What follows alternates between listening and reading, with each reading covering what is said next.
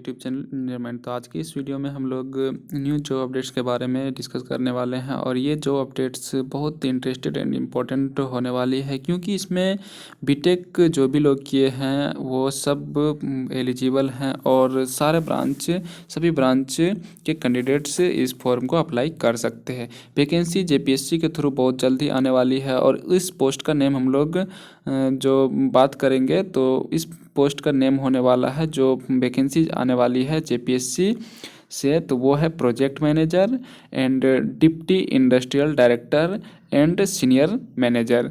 तो ये industrial department Jharkhand की तरफ से वैकेंसी आने वाली है। कितने पोस्ट होगी, क्या सिलेबस होगा, क्या एलिजिबिलिटी क्राइटेरिया होगी, क्या सिलेक्शन प्रोसेस होगा, डिटेल्स में हम लोग डिस्कस करेंगे। डिस्कस करने से पहले आपसे रिक्वेस्ट है कि अभी तक आपने हमारे चैनल इंजीनियर माइंड को सब्सक्राइब नहीं किया है तो चैनल को सब्सक्राइब कर लो, वीडियो अच्छा लगे तो लाइक कर दो और शेयर कर दो, ताकि इंजीनियरिंग जॉब से रिलेटेड जितनी भी जॉब अपडेट्स हो वो सबसे पहले आप तक पहुँच सके आसानी से।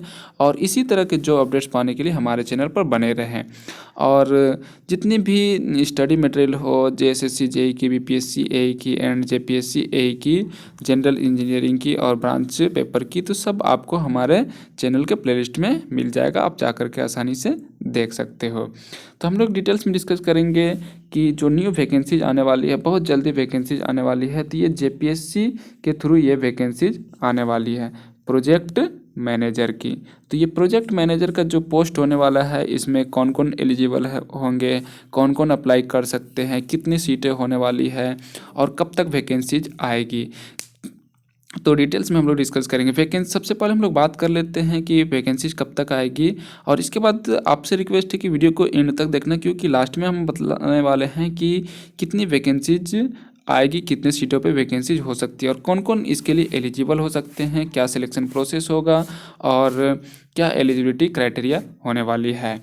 तो आपको बता दें कि जो वैकेंसीज है वो अब बहुत जल्दी आएगी, क्योंकि ये गैजेट में आ गया है। मीन्स कार्मिक प्रशासनिक सुधार भाषा जो सुधार एवं राजभाषा विभाग जो है, तो तभी गैजेट में प्रकाशित करती है जब वहाँ से सेंक्शन हो जाता है। तो अब जो है अधियाचना जेपीएससी को भेज दिया जाएगा और उम्मीद है कि फरवरी के लास्ट तक में ये वैकेंसीज रिलीज कर दिया जाएगा। तो कितना पोस्ट होगा, कितने क्या क्या सिलेबस होगा, क्या क्या एलिजिबिलिटी क्राइटेरिया है, डिटेल्स में हम लोग डिस्कस करते हैं। तो इसमें कौन कौन सा पोस्ट होगा आपको बता दें। प्रोजेक्ट मैनेजर होगा एंड डिप्टी इंडस्ट्रियल डायरेक्टर होगा, इसके बाद सीनियर मैनेजर होगा और भी 2-3 पोस्ट है जिसके बारे में हम लोग डिटेल्स में डिस्कस करेंगे और हम लोग देखेंगे कि क्या क्या सिलेबस होने वाला है। तो सबसे पहले हम लोग सिलेबस की बात कर लें तो आपको बता दें कि जैसे पहले होता था, जो जैसे एई की वैकेंसी आती थी तो उसमें क्या होता था, पीटी, मेन, फिर इंटरव्यू होता था। लेकिन अब वो ऐसा बिल्कुल भी नहीं होने वाला। पीटी में ऑब्जेक्टिव टाइप रहता था, मेंस में ऑब्जेक्टिव सब्जेक्टिव दोनों रहता था, फिर पर्सनल इंटरव्यू होता था। लेकिन इस बार जो है पूरा पैटर्न ही चेंज कर दिया गया है। जेपीएससी का जो industrial project manager and deputy director की वैकेंसीज आने वाली है, तो उसमें डायरेक्ट क्या होगा, एक एग्जामिनेशन होगा, लिखित प्रतियोगिता परीक्षा, और ये भी लिखित प्रतियोगिता परीक्षा जो होगा ये फुल्ली जो है आपका ऑब्जेक्टिव टाइप होने वाला है। तो कितना पेपर होगा वो भी आपको हम बता देते हैं। पहले क्या होता था कि पीटी होता था, मेंस होता था, इंटरव्यू होता था, जैसे सिविल सर्विस में होता है जितनी भी वैकेंसीज आती थी। लेकिन अब क्या कर दिया गया है, अब सिंगल स्टेज एग्जाम होगा और इंटरव्यू होगा। मैंने पहले भी बोला था आप लोगों को कि जेपीएससी एई की भी जो वैकेंसीज आएगी न्यू, उसका पैटर्न चेंज हो सकता है और सिलेबस भी चेंज हो सकता है, क्योंकि बीपीएससी एई का जो कॉपी करता है जेपीएससी, तो एकदम 2 कॉपी करता है। वहाँ पर भी बीपीएससी एई की जो वैकेंसीज आई है 2019 के बाद जितनी भी, वहाँ पर भी सेम इसी टाइप का जो पैटर्न है वो फॉलो किया गया है। तो जेपीएससी कहीं ना कहीं बीपीएससी का ही 2 कॉपी पेस्ट करता है। तो लिखित परीक्षा जो होगा उसमें पूरा ऑब्जेक्टिव टाइप होगा और सिंगल स्टेज एग्जामिनेशंस होगा, जिसमें कि सिर्फ एक ही एग्ज़ाम होगा, वो भी ऑब्जेक्टिव टाइप का। इसमें अगर आप क्वालिफाई करते हैं तो 5 टाइम्स कैंडिडेट को जितनी भी सीट रहेगी उसमें 5 गुना कैंडिडेट्स को इंटरव्यू के लिए बुलाया जाएगा। इसके बाद इंटरव्यू में जो सिलेक्ट होते हैं उसको मेडिकल के लिए फिर बुलाया जाएगा। तो ये इंडस्ट्रियल प्रोजेक्ट मैनेजर का है, इसीलिए इसमें आपका मेडिकल फिटनेस भी चेक किया जाएगा। तो सिलेबस जो है वो आपका ये रहने वाला है, सामान्य हिंदी जनरल हिंदी 100 मार्क्स का होगा, 2 घंटे का होगा। अंग्रेजी फिर जो कि जनरल इंग्लिश रहेगा वो भी 100 मार्क्स का रहेगा, 2 घंटे का रहने वाला है। इसके बाद जनरल स्टडीज होगा 200 मार्क्स का, 2 घंटे का होगा। औद्योगिक विकास इंडस्ट्रियल डेवलपमेंट, औद्योगिक श्रम विधि जो इंडस्ट्रियल लेबर रूल है एवं संबंधित नियमावली एंड उससे रिलेटेड रूल्स एंड रेगुलेशन जो है उससे ये 3 मार्क्स का होगा, इससे रिलेटेड सब्जेक्ट, ये भी 2 घंटे का होगा। लेकिन जो सामान्य हिंदी और अंग्रेजी है ये दोनों 2-2 घंटे का जो होने वाला है, तो ये और ये, तो इसमें जो है आपको सिर्फ क्वालिफाई करना है। नीचे आप यहाँ पर देख सकते हैं लिखा हुआ है, सामान्य हिंदी तथा अंग्रेजी में प्राप्त लब्धांक अन्य लिखित पत्रों और साक्षात्कार के लब्धांकों में नहीं जोड़ा जाएगा। सामान्य हिंदी एवं अंग्रेजी में 30% प्राप्त करना अनिवार्य होगा, अन्यथा वे लिखित परीक्षा के लिए अयोग्य समझे जाएंगे।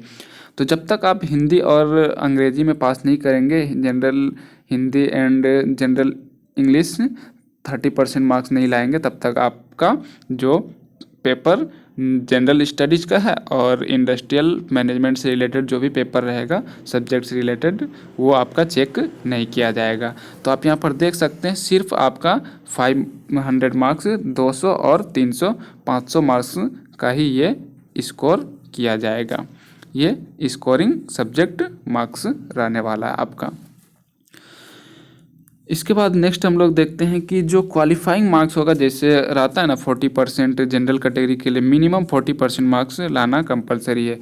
पिछड़ा वर्ग के लिए 36.5, BC1 के लिए 34%, SC/ST के लिए 34, आदिम जनजाति के लिए 30% एंड EWS के लिए 40% मिनिमम मार्क्स लाना पड़ेगा, तभी आप क्वालिफाई करेंगे। हालांकि कटअप जो है वो इससे कहीं ना कहीं ज़्यादा रहता है। तो आप यहाँ पर देख सकते हैं क्लियर लिखा हुआ है कि लिखित परीक्षा में सफल अभ्यर्थियों का साक्षात्कार होगा जो 100 अंकों का होगा। अब सिर्फ लिखित परीक्षा और इंटरव्यू होगा, जो कि मैंने पैटर्न आपको बतला दिया है, वो पूरा जो है ऑब्जेक्टिव टाइप से होने वाला है। तो सिलेबस यहाँ पर आप देख सकते हैं, जो हिंदी और अंग्रेजी होगा, तो सामान्य हिंदी और अंग्रेजी के पाठ्यक्रम प्रवेशिका मैट्रिक स्तर का होगा। जो मैट्रिक लेवल का हिंदी और इंग्लिश होता है वो होने वाला है और बहुत इजी रहता है। इसमें BPSC AE का आप प्रीवियस ईयर क्वेश्चन देखेंगे तो आपको पता चल जाएगा। इसके बाद जनरल स्टडीज़ की बात करें तो जनरल अवेयरनेस ऑफ झारखंड होगा, इंडियन पॉलिटी होगा, इंडियन हिस्ट्री होगा, इंडियन ज्योग्राफी कल्चर होगा, Indian economic current affairs of Jharkhand, state of national and international importance, reasoning भी होगा, इन्वायरमेंट एंड क्लाइमेट चेंज भी आपका सामान्य अध्ययन में जनरल स्टडीज में होने वाला है। औद्योगिक विकास में औद्योगिक विकास में इंडस्ट्रियल डेवलपमेंट में औद्योगिक नीति, जो इंडस्ट्रियल रूल्स एंड रेगुलेशन है इंडिया का एंड झारखंड का, ये भी होने वाला। औद्योगिक इकाइयों की स्थापना की प्रक्रिया जो है ये, बैंकिंग अर्थव्यवस्था की प्रक्रिया, औद्योगिक समस्या एवं इसका निदान, रुग्ण उद्योग का पुनर्जीवन निर्वास, औद्योगिक एवं श्रम विधि तथा अन्य संबंधित नियम, ये भी एक सब्जेक्ट है जिसमें कि आपका औद्योगिक विकास एवं विनिमय, इंडस्ट्रियल डेवलपमेंट एंड ट्रांसपोर्ट जो होता है इंपोर्ट एक्सपोर्ट, उसका जो नियम है 1951 संशोधन के साथ, कंपनी अधिनियम, इंडस्ट्रियल रूल्स एंड रेगुलेशंस 2013 जो है। इसके बाद औद्योगिक कंपनी अधिनियम, ये सब, कारखाना अधिनियम, इंडस्ट्रियल रूल, फैक्ट्री रूल, औद्योगिक विवाद अधिनियम, अनुवर्ती नियम के साथ, ये सब एक right of fair compensation and transparency in land acquisition, rehabilitation and resettlement act, the Chota Nagpur tenancy act रहेगा, the Santhal Pargana tenancy act रहेगा। इसके बाद दी झारखंड पंचायती राज एक्ट रहेगा, Panchayat extension to the schedule area act रहेगा। ये सब आपका औद्योगिक एवं श्रम विधि में रहेगा। इसके बाद आपका मैंने बोला था कि जो फिटनेस टेस्ट होगा, स्वास्थ्य परीक्षा, हेल्थ एग्ज़ाम होगा आपका। इसके बाद आपको अगर उसमें फिट पाए गए तो आपका सिलेक्शन हो जाएगा। इसके बाद हम लोग बात करते हैं कि कितनी वैकेंसीज होने वाली है। इंटरव्यू होगा। इंटरव्यू में आपको यहाँ पर देख सकते हैं कि मौलिक रिक्त पद के विरुद्ध नियुक्त होने वाले प्रत्येक पदाधिकारी पद ग्रहण की तिथि से 2 वर्ष की अवधि के लिए परिवीक्षा में रहेंगे। परिवीक्षा मीन्स प्रोबेशन पीरियड जो रहता है, जो ट्रेनिंग पीरियड, परिवीक्षा भी होगी एंड आपका ट्रेनिंग पीरियड जो है वो 2 साल का होगा। विभागीय परीक्षा का विषय एवं पाठ्यक्रम निम्नवत होगा। तो इसमें आपको डिपार्टमेंटल जो है वो भी एग्ज़ाम होगा आपको प्रमोशन के लिए। सैलरी के बारे में तो मैंने एक बार पहले भी बतला दिया है।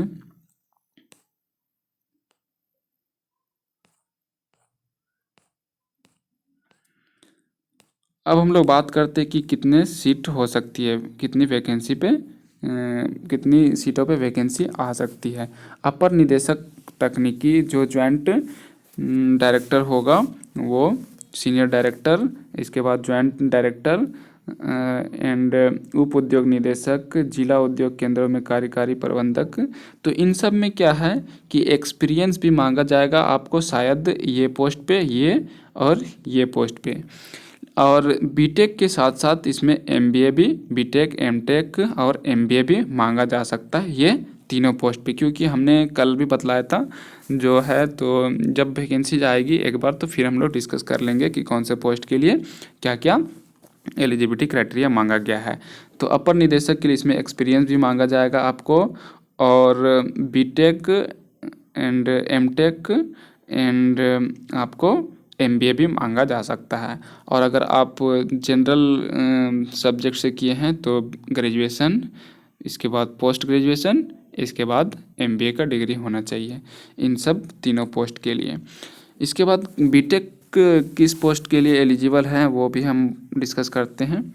तो यहाँ पर आप देख सकते हैं जो ये वाला पोस्ट है जिला उद्योग केंद्रों के कार्यकारी प्रबंधक, तो इसमें क्या है बीटेक प्लस एमबीए अगर किए हैं तो आप अप्लाई कर सकते। लेकिन इन सब में क्या है B Tech plus M Tech plus MBA चाहिए, लेकिन इसमें क्या है बीटेक प्लस एमबीए किए हैं तो आप इस पोस्ट के लिए अप्लाई कर सकते हैं। तो अपर निदेशक तकनीकी के लिए 1 पोस्ट, संयुक्त उद्योग निदेशक के लिए 4 पोस्ट, उप उद्योग निदेशक महाप्रबंधक जिला उद्योग केंद्र के लिए 20 पोस्ट और जिला उद्योग केंद्रों के कार्यकारी प्रबंधक के लिए 36 पोस्ट और परियोजना प्रबंधक एवं समकक्ष के लिए 59 पोस्ट। और ये 59 पोस्ट जो है इसमें बीटेक वाले एलिजिबल होंगे।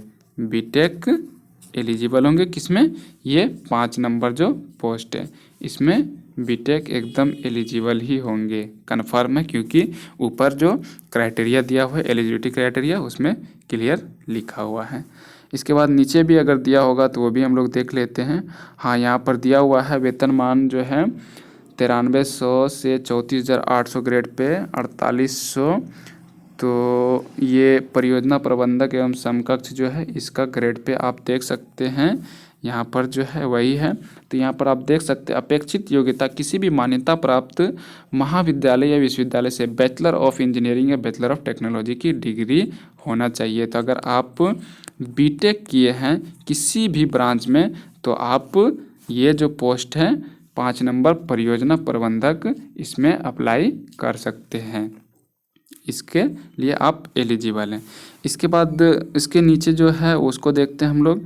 हाँ, तो इसमें और एक भी क्राइटेरिया दिया हुआ है कि अगर आप जनरल सब्जेक्ट से ग्रेजुएशन किए हैं तो जैसे economics, mathematics, statics, science, commerce, cast accountant, रेशम सेरिकल्चर, पर्यावरण या फूड टेक्नोलॉजी एंड इन्वायरमेंटल और दिया गया है। हाँ, ग्रेजुएशन का डिग्री अगर आप किए हैं तो भी अप्लाई कर सकते हैं।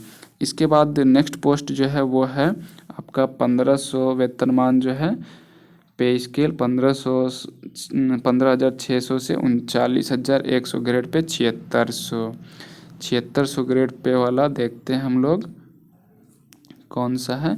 तो ये उप उद्योग निदेशक महाप्रबंधक जिला उद्योग केंद्र, तो इसको हम लोग देखते हैं जिसमें 20 पोस्ट है।